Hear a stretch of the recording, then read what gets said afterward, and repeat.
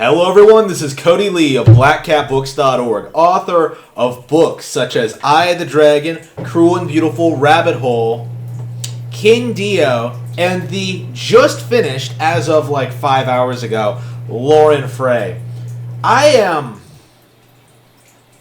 recently decided to go back and reread my first published novel, Eye of the Dragon, in preparation for my next project, the sequel, Mouth of the Dragon, which I've been really looking forward to for the past several months. Lauren Frey, as you all know, took way too long to finish, and I'm anxious to get back to something a little bit more in my wheelhouse, so to speak. But I did take the time, immediately after I finished Lauren Frey, to reread Eye of the Dragon and really get a feel for how that novel holds up, how much I enjoy it, what I did right and what I did wrong, whether I think it's a particularly good novel. And, all these years later, I still feel the same way I did when I first published it, in which I think it is a lot of fun, really different from a lot of other things out there. I think it has really good action,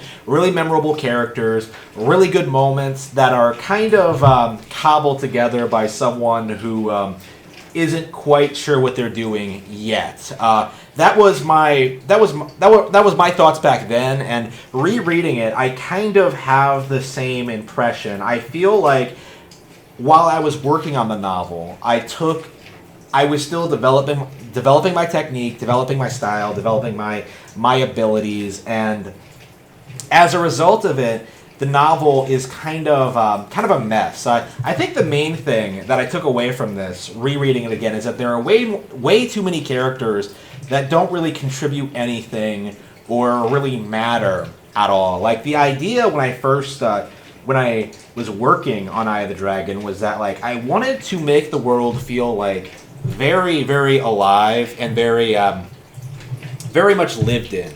And that means, like, having a lot of different characters from a lot of different backgrounds with a lot of different powers and abilities and, like, fighting styles and, like, kind of establishing, like, the setting first and foremost. So that was actually kind of the driving force behind Eye of the Dragon, or the entire Order of the Dragon trilogy, is, like, trying to establish just what the world is like in these novels, in the entire series of novels. Typically, I'm very, I would say, character driven. So I don't like spending a lot of time focusing on building up, like, the world or setting. What I think I'm going to do is that, like, I'm going to build up the world and setting throughout a number of novels.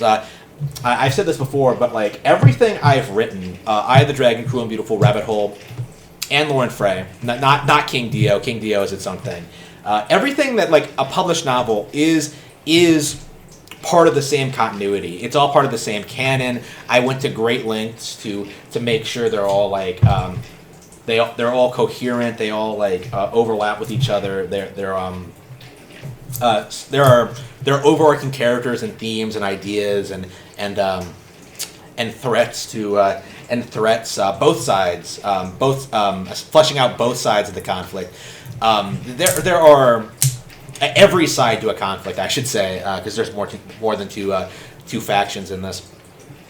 Eye of the Dragon was kind of, I think, my first attempt at trying to really establish a world, really establish a setting, establish a universe, right? Establish, like, a general concept of, like, oh yeah, this is a shonen action series. Characters all have their own elaborate backstories, all have their own powers, have their own skill sets, but inevitably they're all going to fucking die. That's kind of the point.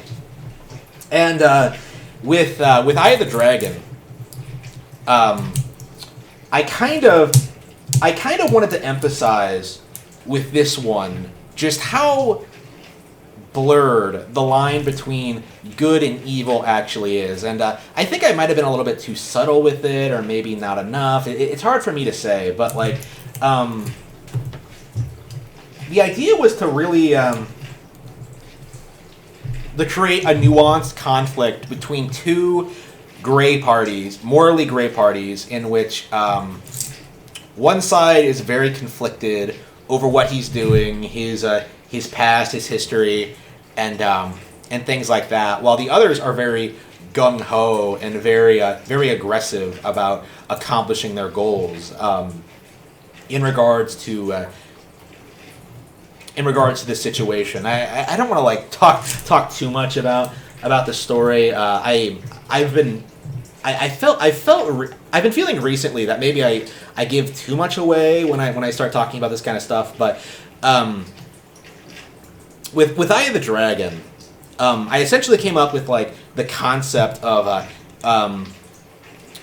humans being able to transform into dragons, and rather than simply just being able to just turn into a dragon, like it's some recessive genetic trait in which sometimes specific individuals have the ability to sort of have specific body parts become like a dragon's. Like the Eye of the Dragon has really sharp eyesight, and as a result of that, he's able to see people from miles away and shoot them from incredible distances and things like that.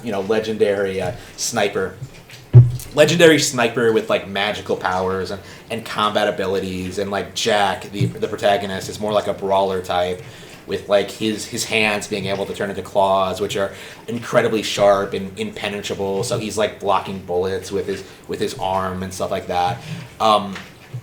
Like that was the concept, right? Well, from the general idea, like Jack. Okay, so Jack and Soren, I think that's. I'm not sure how to really talk about these characters. The idea was to kind of make these contrasting characters in which like Jack is kind of embracing his nature as a dragon, in which he wants to be more violent. He wants to like fight monsters. He wants to kill people. And according to the Order of the Dragon, Lucille Langley, that's a very good thing, because like he is hunting down monsters, he is protecting humanity, and he is doing what he's supposed to be doing. Whereas like Soren is at odds with his nature as a dragon. Although like he is compulsively drawn to battle and like fighting people and getting into like these crazy anime fights and stuff like that. He doesn't want to do it because he feels like blindly killing people with like no understanding or no regard for their lives, their well-being, or like the reasons for why they're fighting is kind of like a disgusting thing. So he's kind of having like a moral dilemma.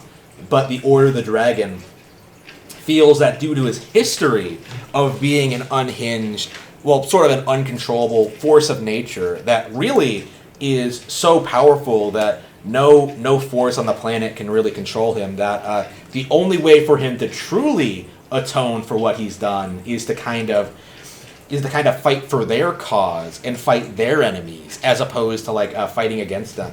So like it's kind of this kind of a philosophical idea, kind of condensed into this generic action. Well, I don't want to call it generic. Condensed into this like action, anime action. I don't know what to call this. I call it anime action. I think of it as anime action, but I suppose it's more similar to like video game series like Ninja Gaiden or Bayonetta, with like all these characters and their abilities and stuff like that. Like I really love that kind of stuff. So like kind of building that up into like its own universe was really exciting for me, and I think I have successfully managed it. And I think I've gone beyond that at this point with like series like Cruel and Beautiful, which go into like which go more into specific different factions. You have like Lauren Frey, which is about like someone who is completely irrelevant in like the grand scheme of things. Like story and plot wise, and it's just kind of like a bystander observing all this crazy shit. Like there's a lot of variety here, and you know, you have Rabbit Hole, which doesn't have like fantasy aspects at all, because this is supposed to be sort of like Harry Potter, in which like the real world and the magical world sort of like coexist, even though like the real world is really not that much different from our own. It's, you know, the same kind of thing. It's supposed to like present itself in a way that comes off as if like, yeah, it might be real. Very I don't want to say Eye of the Dragon is a perfect novel, because it really isn't. I wish I...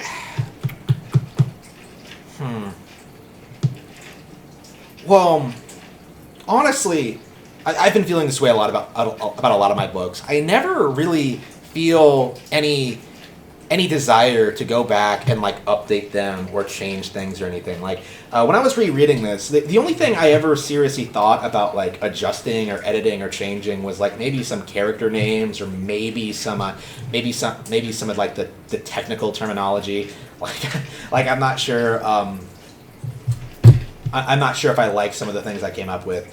But for the most part, like the continuity is set. The world building is fine. Like the story itself is fine. I really enjoyed going back and reading it again. And what's more, I think in doing so, I have a lot of a really good grasp on what I want to do with the sequel, and that's actually what I've been working on tonight. I've already started production on Order of the Dragon 2, Mouth of the Dragon. So please look forward to that. Hopefully I'll have it finished soon, and please look forward to Lauren Frey, soon to be published, probably on February 12th. So until then, I will see you all next time.